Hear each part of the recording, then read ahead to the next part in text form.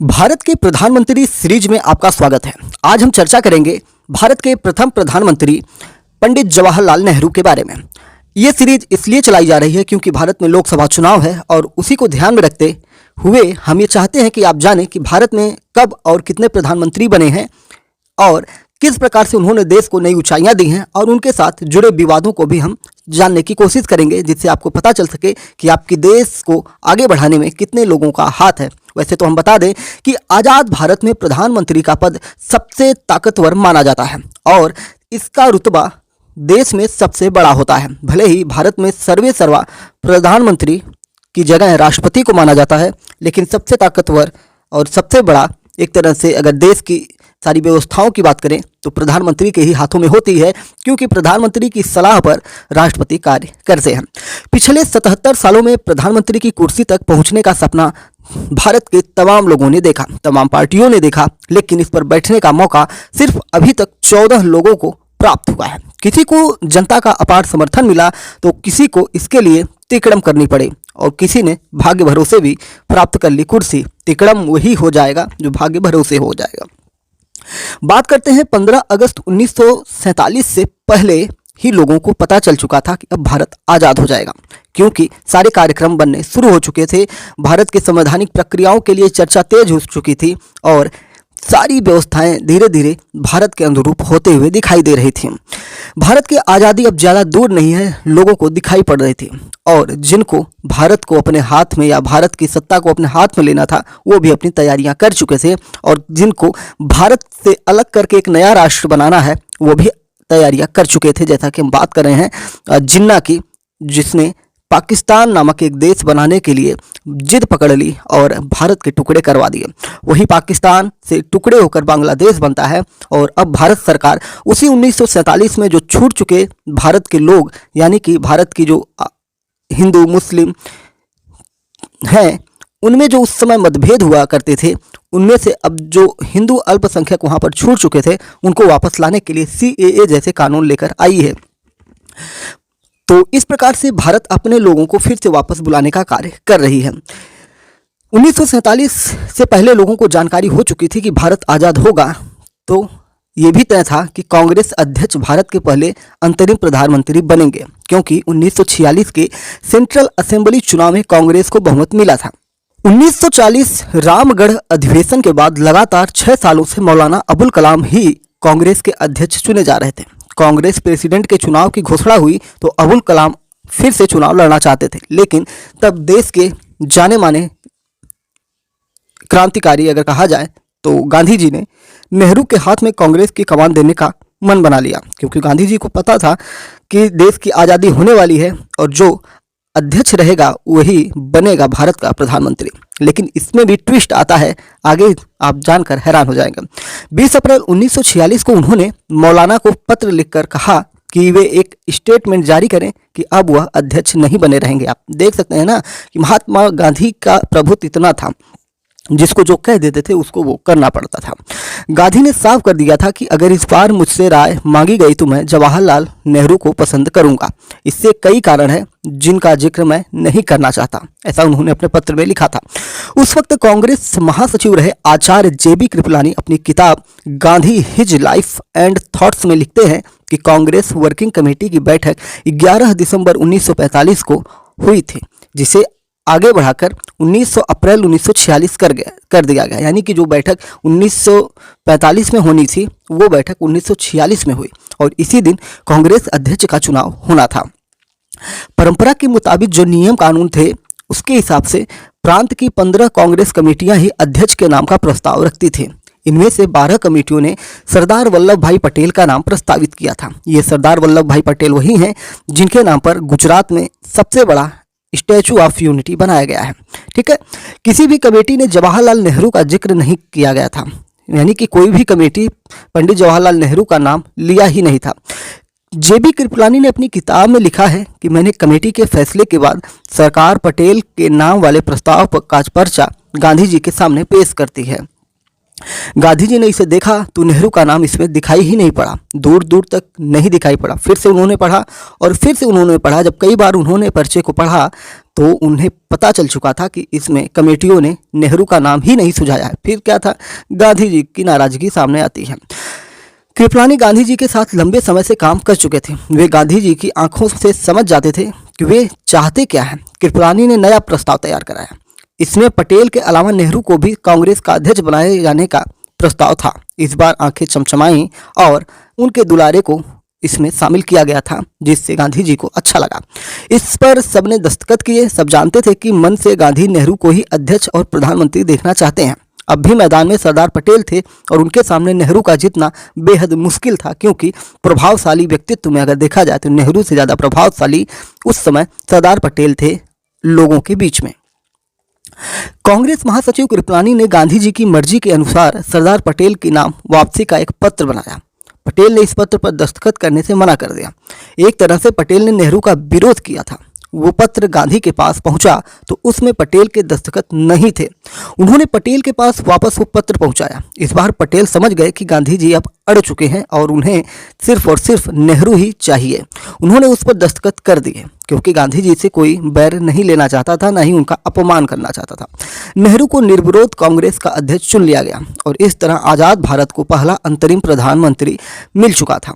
उस समय हिंदुस्तान टाइम्स के लिए काम करने वाले वरिष्ठ पत्रकार दुर्गादास अपनी किताब India from Curzon to Nehru and after में लिखा है कि मैंने गांधी जी से अंतरिम सरकार के नए प्रधानमंत्री को लेकर सरदार के बारे में बात की थी। तब गांधी जी ने कहा था कि नेहरू कभी नंबर 2 पर काम नहीं करेगा। अकेला नेहरू ही मेरे कैंप में अंग्रेज है। वह अंग्रेजी तौर तरीके जानता है, विदेश में पढ़ा है, उसे विदेश मामलों की अच्छी समझ है। नेहरू अंतर्राष्ट्रीय मामलों से अच्छे से निपट लेगा।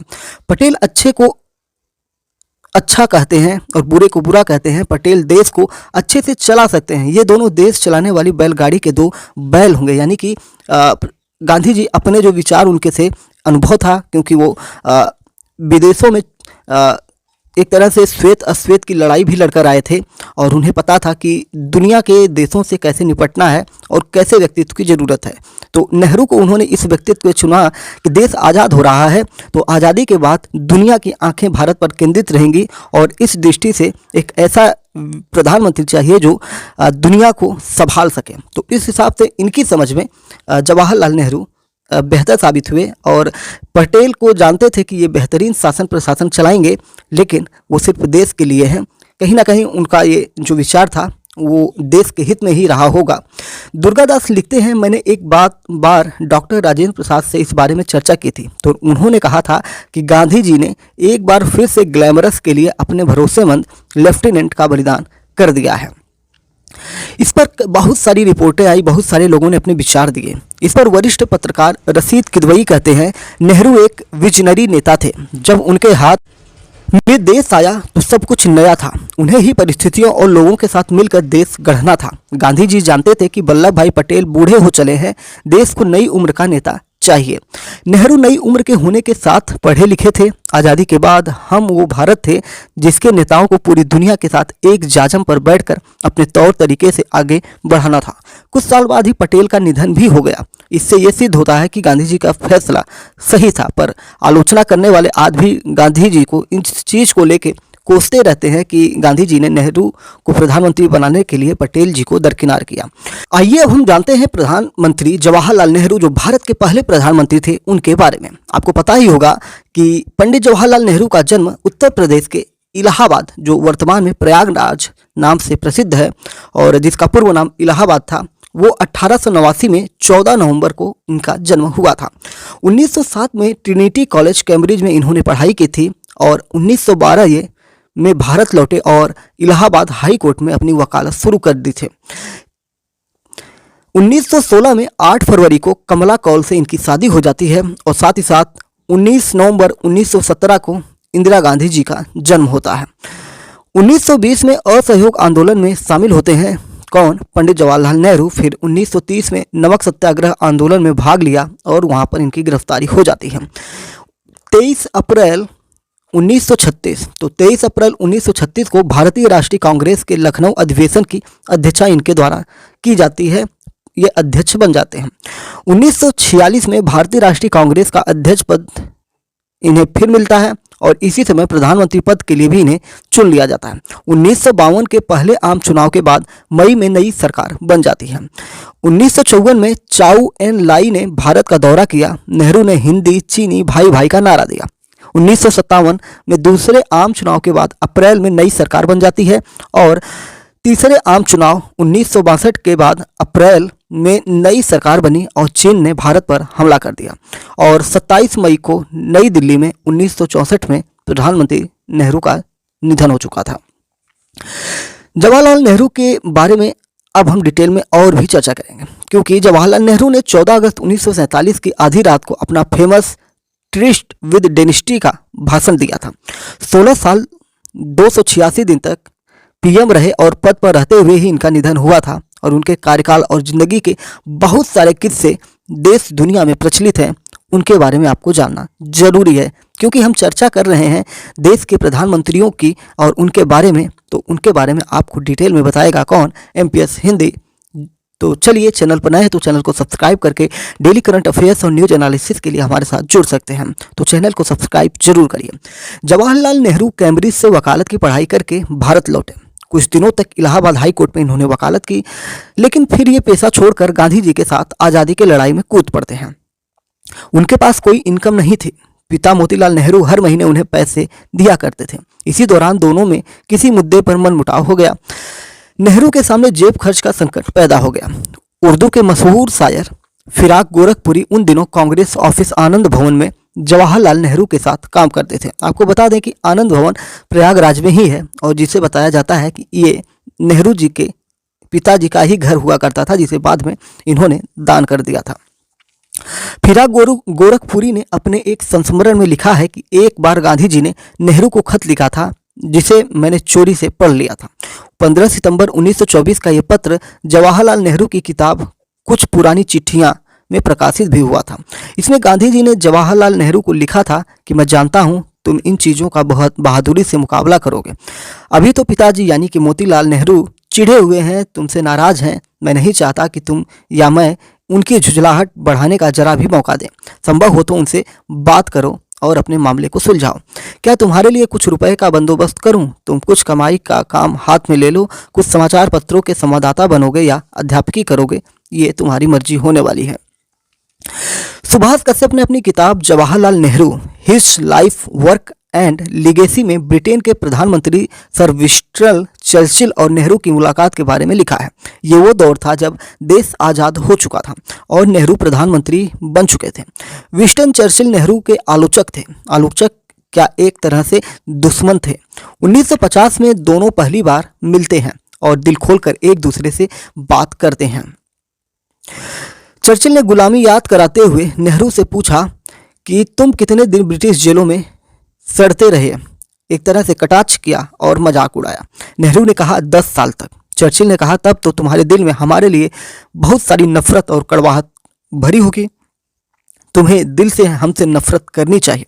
तब नेहरू बोले कि कोई बात नहीं, हमें हमारे लीडर महात्मा गांधी ने 2 चीज़ें सिखाई है, कभी किसी से नफरत मत करो और कभी किसी से डरो भी मत। आपको भी पता है कि हम न आपसे डरते हैं और हाँ, नफरत तो कतई नहीं करते हैं। कहीं ना कहीं अपनी भाषाओं की शैली से चर्चिल को इन्होंने चिढ़ा दिया था, करारा जवाब दिया था। लाल बहादुर शास्त्री की बायोग्राफी लिखने वाले सीपी श्रीवास्तव अपनी किताब a life of truth in politics में लिखते हैं कि नेहरू जब दूसरी बार प्रधानमंत्री चुने गए तो वो अपने काम से बोर हो चुके थे। उन्होंने सोचा कि अब किसी और को प्रधानमंत्री बनने का मौका दिया जाना चाहिए। 29 अप्रैल 1958 को कांग्रेस संसदीय दल की बैठक थी। इसमें नेहरू ने कहा कि अब वे प्रधानमंत्री नहीं रहना चाहते, अपने पद से इस्तीफा देना चाहते हैं। उन्होंने कहा, मेरे सार्वजनिक राजनीतिक जीवन के 40 साल बेमिसाल रहे। मैं अब इस बोझ को नहीं उठाना चाहता। मैं चाहता हूं अब किसी और को प्रधानमंत्री बनने का मौका मिले। मैं अब हिमालय जाना चाहता हूं, यानी कि मोदी जी जैसे कहते हैं कि झोला उठाकर चला जाऊंगा, तो नेहरू जी भी उस समय कहा करते थे कि अब मैं हिमालय जाने का तात्पर्य यह है कि अब वो आध्यात्म की ओर बढ़ना चाहते हैं या मन की शांति के लिए जीना चाहते हैं। उन्होंने बाकायदा इसके लिए टिकट भी बुक करा लिया था। उन्होंने कांग्रेस नेताओं को बताने से पहले इस्तीफा राष्ट्रपति राजेंद्र प्रसाद को भेज भी दिया था। राष्ट्रपति को नेहरू पहले ही इस्तीफे वाली बात बता चुके थे। कांग्रेस सांसद और लेखक शशि थरूर ने इस घटनाक्रम की पुष्टि भी की थी। एक कार्यक्रम में उन्होंने बताया था कि नेहरू 6 महीने के लिए अपनी प्रिय जगह हिमालय जाने वाले थे, लेकिन कांग्रेस वर्किंग कमेटी ने उनके इस्तीफे को अस्वीकार कर दिया। कांग्रेस नेताओं ने कहा कि आपको ही देश चलाना पड़ेगा। इसके बाद नेहरू ने इस्तीफा वापस ले लिया था। तब इस्तीफे की खबर पूरी दुनिया में फैल चुकी थी। वो आज का दौर नहीं था। नेहरू का इस्तीफा वापस लेने की खबर 2-3 दिन बाद दूसरे देशों में गई तो उस समय हजारों टेलीग्राम आए थे। उनमें नेहरू को इस्तीफा वापस लेने के लिए बधाई भी दी गई थी। 20 नवंबर 1962 को प्रधानमंत्री नेहरू ने चीन के साथ युद्ध में भारत की हार स्वीकार कर ली थी। ये वो दौर था जब भारत अपने आज़ादी के बाद सबसे बड़े झटके से गुजर रहा था। युद्ध शुरू होने से पहले तक उन्हें भरोसा था कि चीन उनका दोस्त है, क्योंकि उससे पहले 1954 में ही जवाहरलाल नेहरू के साथ चीन के लीडर माओ से तुंग आए। एक साथ एक टेबल साझा किया, एक साथ ये लोग मिले, नाश्ता किया, चाय पिया और फिर हिंदू चीनी भाई भाई का नारा दिया गया था। लेकिन 20 नवंबर 1962 को चीन ने वो कर दिया जो भारत कभी कल्पना भी नहीं कर सकता था, यानी कि पीठ में खंजर घोंपना। और आज भी चाइना हमारे साथ यही करता है। भले ही 14 प्रधानमंत्री बदले हों, नए प्रधानमंत्री नरेंद्र मोदी की सरकार में भी आपने देखा होगा कि किस प्रकार से भारत के ऊपर हमले किए गए थे और फिर भारत ने उसका जवाब देने के लिए हाल ही में सेला टनल का उद्घाटन किया है, जिसके बारे में हमने डिटेल में चर्चा की है। सेला टनल वो टनल है जब चीन की सेना भारत में घुसने की कोशिश करती है तो सेला और जाबाज सैनिक एक थे, उनके साथ मिलकर सेला और नूरा ने वहाँ पर मोर्चा संभाला था और उसी सेला के नाम पर ये टनल बनाई गई है। आइए बात करते हैं नेहरू के चीन के बाद युद्ध के बाद क्या होता है। जवाहरलाल नेहरू एक बायोग्राफी में सर्वपल्ली गोपाल लिखते हैं, यानी कि जवाहरलाल नेहरू की बायोग्राफी है, उसमें सर्वपल्ली गोपाल जी लिखते हैं कि तत्कालीन राष्ट्रपति एस राधाकृष्णन ने अपनी ही सरकार पर गंभीर आरोप लगाए थे। उन्होंने नेहरू के फैसलों पर सवाल उठाए थे। एक के बाद एक सरकार और कांग्रेस नेता दबी जुबान में चीन युद्ध के लिए नेहरू को ही जिम्मेदार मानते थे। प्रधानमंत्री नेहरू गंभीर रूप से बीमार हो गए। उन्हें स्वास्थ्य लाभ के लिए करीब 1 साल कश्मीर में रहना पड़ा था। वे साल भर में भले ही शारीरिक रूप से ठीक हो गए हों, लेकिन मानसिक रूप से टूट गए थे, क्योंकि उनके ऊपर ये आरोप लग रहे थे कि चाइना के साथ जो भी युद्ध हुआ वो इन्हीं की गलतियों की वजह से हुआ। वे मई 1964 को दिल्ली वापस लौटते हैं। 27 मई को जब बाथरूम से लौटे तो पीठ दर्द की शिकायत की। तुरंत डॉक्टरों को बुलाया गया। इतने में वे बेहोश हो गए। 27 मई 1964 की दोपहर 2 बजे बेहोशी की हालत में ही दिल का दौरा पड़ने से उनका निधन हो चुका था। वसीयत में उन्होंने क्या लिखा था ये भी आपको जानना चाहिए। उनकी वसीयत में लिखा था, मेरी राख को खेतों में उड़ा देना। नेहरू ने निधन से पहले ही अपनी वसीयत लिख दी थी और राख यानी कि जो उनके शरीर के अंतिम अवशेष बचे हों। उन्होंने साफ लिखा था कि कोई कर्मकांड यानी 13वीं वगैरह न की जाए। उन्होंने लिखा था, मैं पूरी गंभीरता से ये ऐलान करना चाहता हूँ कि मेरी मृत्यु के बाद मेरे लिए कोई धार्मिक अनुष्ठान न किया जाए। इस तरह के अनुष्ठान में मेरी कोई आस्था नहीं है। मैं चाहता हूँ कि मेरे मरने के बाद मेरा दाह संस्कार हो। अगर मैं विदेश में मरूं तो वहीं मेरा दाह संस्कार किया जाए, लेकिन मेरी अस्थियां इलाहाबाद लाई जाएं। इनमें से मुट्ठी भर गंगा में प्रवाहित की जाएं। मैं चाहता हूं कि बाकी हिस्से को आकाश में ऊंचे विमान में ले जाया जाए और वहां से उन खेतों पर बिखेर दिया जाए जहां हमारे किसान मेहनत करते हैं। मैं भारत का प्रधानमंत्री भले ही रहा, लेकिन भारत की जनता के करीब रहा हूं। इस तरीके से पंडित जवाहरलाल नेहरू अपने देश को एक तरह से संदेश देने की कोशिश किए थे कि उनका कण कण, उनका रंग रंग कहीं ना कहीं देश के किसानों और जवानों के लिए प्रेरित था और जय जवान जय किसान का नारा भी भारत में बहुत प्रचलित हुआ था। तो चलिए फिर मिलते हैं किसी और अपडेट के साथ। उसके साथ आप हमारे साथ जुड़ने की कोशिश करने के लिए MPS हिंदी को सब्सक्राइब करके डेली करंट अफेयर्स और न्यूज एनालिसिस के लिए हमारे साथ जुड़ सकते हैं। प्रधानमंत्री की सीरीज में कल हम देश के दूसरे प्रधानमंत्री के बारे में जानेंगे, तो हमारे साथ जुड़िए जरूर। अपने विचारों को भी पंडित जवाहरलाल नेहरू के भी बारे में जो भी आपके मन मस्तिष्क में सवाल बन रहे हैं या प्रश्न बन रहे हैं या उनके बारे में आप क्या कहना चाहते हैं, कमेंट बॉक्स में बता सकते हैं। जय हिंद, नमस्कार, भारत माता की जय।